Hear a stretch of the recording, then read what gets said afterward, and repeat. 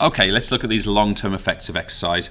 And I'm just going to break these down one by one for you. You can try and categorize them into different body systems if you choose, but I'm just going to go through them. So first of all, I'm going to bring you all the way over here.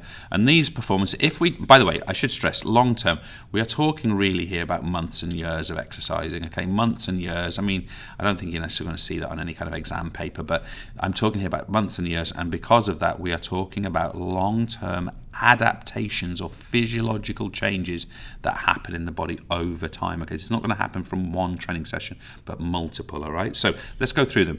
The first one, a real nice word to build into your subject vocabulary, is muscle hypertrophy. Now, you might look at that word hypertrophy and think, what?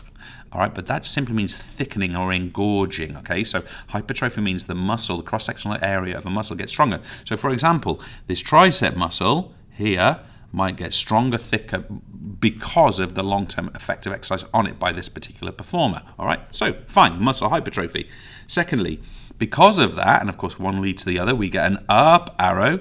Sorry, I should have said, by the way, this should be an increase in muscle. So I disagree with what I just said. It's not actually an increase in muscle hypertrophy, it's just muscle hypertrophy. But it causes an up arrow, an increase in muscle strength. Now, this is a component of fitness, of course, our muscle strength. It goes up as a long-term effect of training. But so does, for example, an increase in ME, muscular endurance. So a different component of fitness this time, again, this time related to multiple or repeated contractions of a muscle. So again, of course, this performer's deltoid is going to increase in its muscular endurance because of its repeated need to contract and apply force to the water to propel this performer forward in the swimming action. So we get an increase in muscular endurance. We also find that people develop a resistance to fatigue. Okay, a resistance to fatigue. Okay, a resistance to fatigue. All right, now we get tired less. So this performer, because she's occupying this stretch position and she's working these muscles, for example, in these areas and here, for example, her tendency to get tired decreases. In other words, her tendency to feel energetic increases. So let's take this further. Interesting word again. Guess what I'm going to write down? We experience hypertrophy. Hang on, we've said that already. Hypertrophy, James, you're repeating yourself, of the heart. Okay, or we could call it cardiac hypertrophy.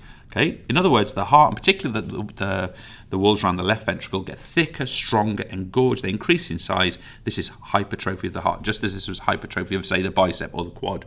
And that's because it's going to force more blood out of the heart per contraction. And of course, this is what we refer to as an increase in resting stroke volume. Now, notice the word resting. Okay, resting stroke volume. Stroke volume, amount of blood leaving the heart per contraction. At rest, this is a greater volume as a result of long-term training because the heart is hypertrophied. It's thicker, stronger. It can expel more blood from the heart as a result of that. Now, the other thing that happens, of course, it's not just that we get an increase in resting stroke volume, but we also get a down arrow decrease in resting heart rate. Now, you should be able to bring this back to the cardiac output calculation. Cardiac output is stroke volume times heart rate. Well, cardiac output doesn't need to be greater at rest. So if we've got more blood per pump per beat at rest, we need fewer beats at rest. Well, that makes perfect sense. But the other thing it means is that we have a greater capacity or an increase in maximal cardiac output. Why? Because we've still got the same, assuming we've not aged a lot, we've still got the same maximum heart rate, but now we've got more stroke volume leaving the heart as a result. Okay, so therefore we've got a greater range of heart rates available during exercise, and our maximal cardiac output can increase. We're almost there, guys. A couple of last points. I want to raise with you that we get an increased up arrow, an increased rate of recovery. In other words, we recover faster. This can be really helpful when we look at the FIT principle and we can train more frequently, for example. So think about that. We do more exercise. It causes us to be able to do more exercise more frequently. Well, that's helpful, right? That means we can get even fitter. Should, of course, that be the goal. We also, I haven't left myself much space here.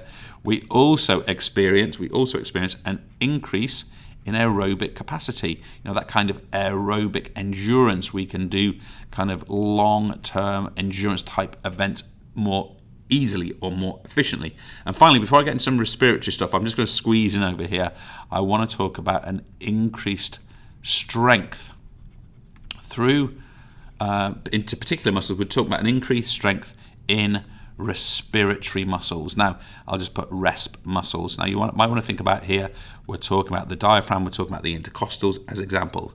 Now, because these muscles get stronger, let's bring this up here, we get an increase in tidal volume. I'm going to put TV. More air is breathed in and out of the lung per breath. And as a result of that, guys, all the way up here, we get an increase in minute ventilation, or maximal minute ventilation. How much air we can breathe into and out of the lung, ventilation per minute increases. And why? Because those respiratory muscles, those that power breathing itself, actually become stronger. Therefore, we get an increase in tidal volume, and this means that our potential minute volume, especially during exercise, increases. This is good news. It means we can become more efficient, we can deliver more oxygenated, or we deliver more air into the deep alveoli, and therefore we can exchange and deliver greater quantities of nutrients such as oxygen. Thank you very much.